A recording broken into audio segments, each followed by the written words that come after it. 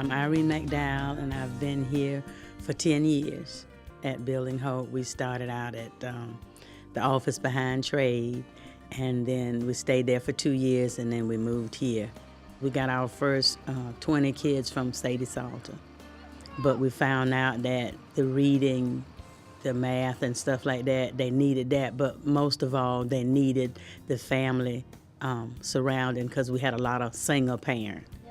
And those kids needed to know that they could do anything regardless to what side of the track they were from. They could be who they wanted to be, and we really wanted to introduce them to Jesus. Yeah, just like dog's breath. Just maybe worse than the dog's breath, huh? Yes. They say they had learning disability. That year, I think just about everybody made their grade. And that's the same way we're doing now. We've had children they're making honor roll, principal list. One little boy last year did it. He said, Miss Irene, this is the first time I've ever made it. I've always wanted to do it. This is the first time I did. And when you see things like that, it's worth getting up every day, coming here, preparing for them, because you know this is a safe haven for them. Well, I had moved in the neighborhood. I was looking for an after-school program for my children, but everywhere I looked, I couldn't afford it.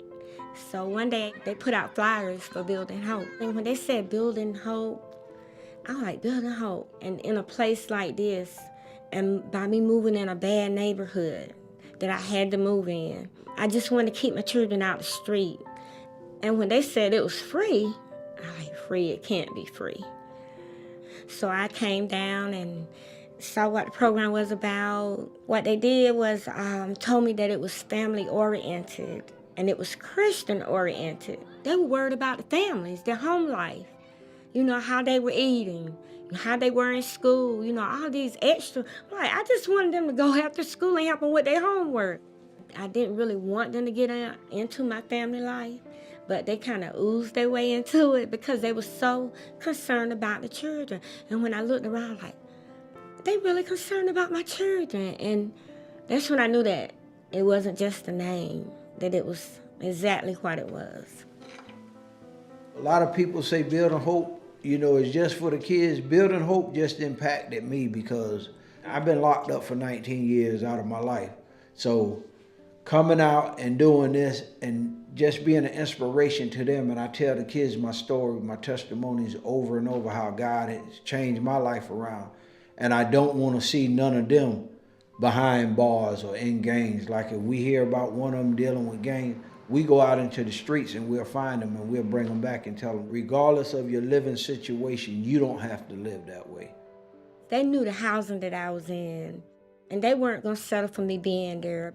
They had came when I knew that I didn't have no food, came and bought me boxes of food. It was like anything I needed. I didn't have to tell them. They already knew. This is my heart. This is where I'm supposed to be, and I know it. And it's not about the money, because you can't pay for what we give here. It's no price on it, And that's of ourselves. We give ourselves because God empowered us to do this. And this is what it's all about, God and his love. And we've seen mothers go back to school, open their own business. Because of Building Hope, they were able to do that. We've seen mothers come to Christ, taking their kids to church now, doing good. These are mothers that I saw that, I worked with for years. The love that they have given me and my family to give them, in days when I thought it wasn't going to be no way, they would just tell me, trust God, trust God. And I was like, okay, trust God. Look at me now. I drank for 30 years.